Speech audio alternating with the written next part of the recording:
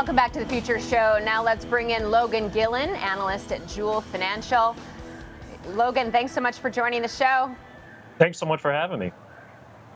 So we're going to talk about a few big winners last week. Let's start with Nvidia. It's, of course, been a big winner all year.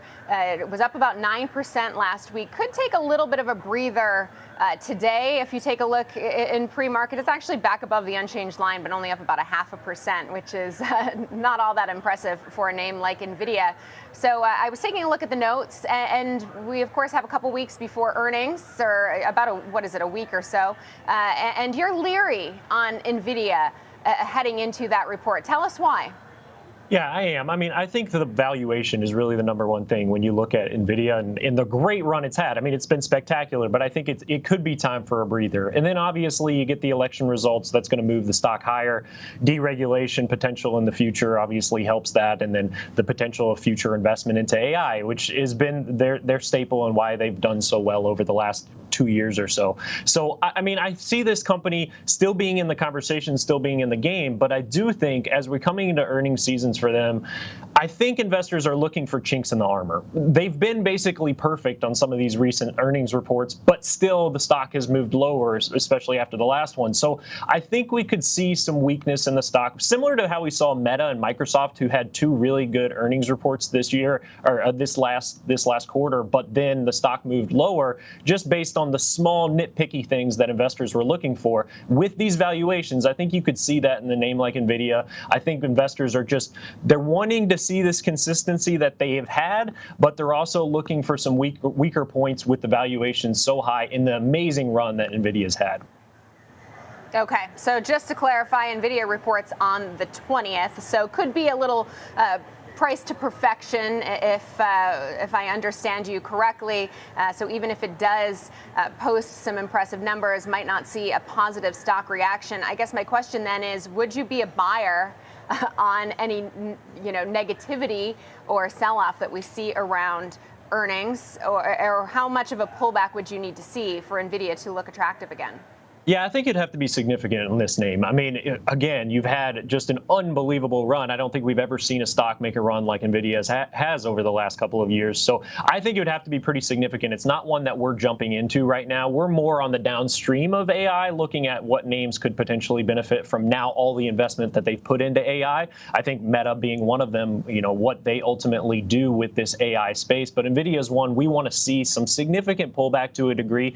You can't chase stocks either. I mean, we're going to talk about Tesla here in a second, and that's one we do like, but you can't chase it. You can't chase a name like Nvidia after the run that it's had, and we would definitely be holding back and waiting. Obviously, if we saw a significant decline or pullback in the name, we would reevaluate and see if it would be value at that point. Okay, all right, and as you mentioned, we will talk about Tesla, but some of those names that you like instead of Nvidia, you mentioned Meta, which has also seen an impressive run higher. Fill us in on any other names that you would like instead of Nvidia in the AI space. Yeah, I mean, we talk about Meta, I think, is a very interesting one. I also think this weekend, I mean, it's kind of a little bit of a transition. It's not exactly in the same space. Seeing Cisco's earnings this week is going to be an interesting one to watch as well, and seeing what they do. Meta, again, is not one that you would chase here, but it's one that we've had in the portfolio for a while, and it's something to evaluate and see if they have some weakness and pullbacks. I think some of these big cap, Mag 7 names could have some weakness after the great pop from the election. And I think there is some opportunities in some of those areas. I think things like Amazon are going to take advantage of AI, but we haven't necessarily seen that play out in the space yet. But again, we're kind of down the channel. And then I think Tesla, again, is going to be one that's going to take advantage of AI and utilize that in different parts of their platform and different parts of what they're going to be doing moving forward. Okay, so let's talk about Tesla then, because you don't want to chase Nvidia. Tesla obviously has had a different kind of year-to-date performance, but is surging once again in the pre-market. It was up 29% last week. It looks to be up another 6.5% today. This is a name you would chase.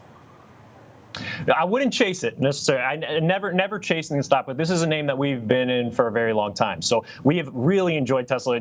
I think we will go back in history and evaluate what Elon has done over the last 3 months or so, getting into the election, getting involved, as one of the great moves by an entrepreneur. Also a very risky move if it would have went the other way, I think, to a degree. So evaluating that and seeing what he has done, I think it opens up whole new potentials for Tesla. Again, I wouldn't chase. I would look for weakness and look for pullbacks after the week you've had last week, and then obviously a great start.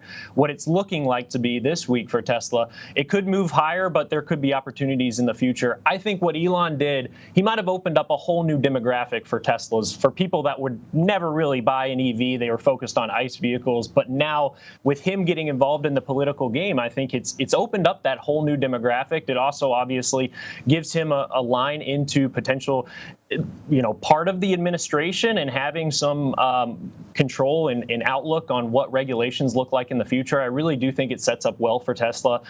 But again, I wouldn't be chasing a name after an amazing run that we've seen over the last 8 days or so. So you think this Trump victory will ultimately lead to more Tesla sales? Because former President Trump has been pretty critical of EVs in the past. He said that they're, taking jobs away, they're too expensive, has criticized the range. So you think that ultimately this win will translate into higher Tesla sales?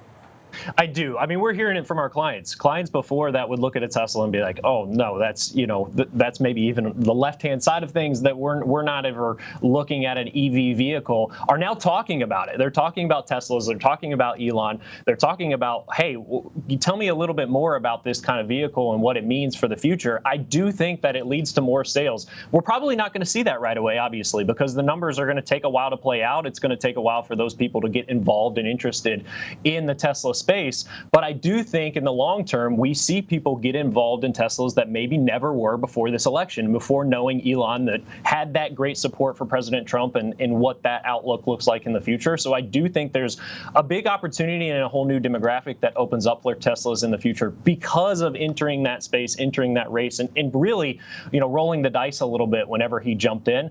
We're a long-term bull on Tesla. I think it could be one of the most valuable companies in the stock market overall. But I also think you have to be careful. You can't be chasing after a 30% week and then potentially another, up 7% in pre-market. Trump has said he would task Musk with this government efficiency role. Do you actually expect him to have a White House role when President Trump gets elected, or President-elect Trump, I should say, takes office? Yeah, I think he gets involved to some degree. Now, I do think when maybe politicians say, "Oh, he's going to get in there and he's going to start cleaning house," there's a lot of red tape in our government. We know that. There's going to be a lot of different layers to that. I mean, Congress would have to be involved if you ever went in and started cutting jobs or something along those lines. But I do think Elon could come in and have a role to some degree. Who knows what degree that is, but some degree in this administration.